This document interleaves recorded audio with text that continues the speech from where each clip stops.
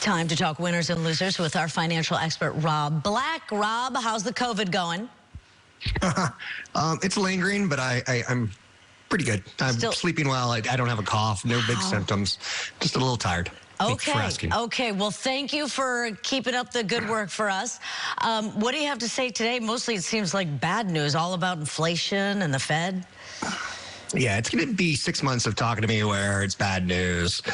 Inflation's not going to go away quickly. We'll get to that in just a second. But markets are sliding after the big relief rally after the Fed did what they did to fight inflation. They raised interest rates 75 basis points. It's a global inflation problem. That's why it's not going to go away quickly.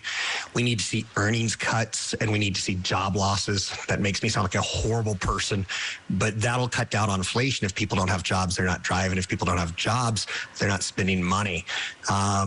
Worthy of note, the housing numbers that came out this morning were building permits are down. We're not going up. So that's a problem. We're not going to have housing supply, which would help housing cost, which is one of our bigger inflated problems. Mortgage rates hit over 6%, the highest level since 2008. So if you wanted a home, you lost the cheap money from 2 months ago, 3 months ago, a year ago, the last 15 years. We're back to 2008 levels there as well. And of note, Revlon declared bankruptcy today, Daria. Yeah. What's interesting is people always need makeup, but they say we can't get the ingredients to make it. And then once it's made, they can't ship it to us for 6 to 8 weeks. So Revlon's going bankrupt. Will they stay in business? Yes. But they're going to have to write off a lot of debt in the process. Wow. Oh, so the Revlon's not going away. I mean, it's a brand for, our whole lives we've seen Revlon. It's not going away. Yeah, but again, it's telling you the consumer has demand and businesses want to supply it and satisfy it, but they can't. And meantime, you see Tesla raising prices. Like, even if I wanted to get one now, it's too late. Tesla's going to be fascinating. Elon Musk is meeting with Twitter employees today. That's not going to go well, in my opinion. He's going to say, let's leave San Francisco, let's cut jobs, let's all come back to work. And they're raising prices. And Elon Musk admits that full self-driving is the secret to sauce to Tesla, and they don't have it. And without it, the company's worth a lot less than with it. All right. So let's talk more about then inflation and the Fed really putting the brakes on. Yeah, so Jerome Powell yesterday raised interest rates 75 basis points, and he said inflation's a problem. I'm like, you're my hero. He's no longer saying transitory, which is great.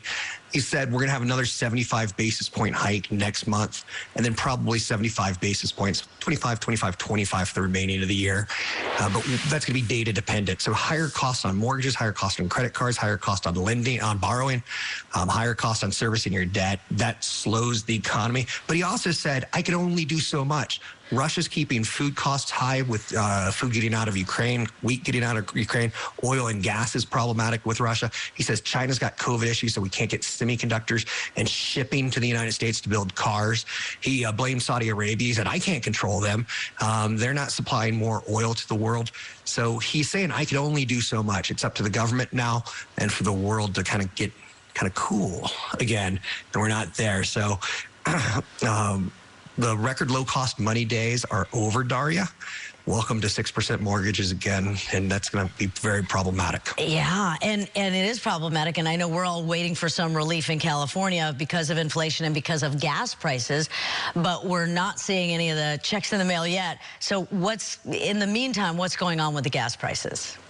I haven't heard about checks in the mail, but please let me know if I missed something there. Well, it's a debit card. Yeah, he talked about, there's two ideas. One is to give us like $200 for families that make less than, I think, $125,000. But then the other is a $400 like credit card, like a debit card or whatever.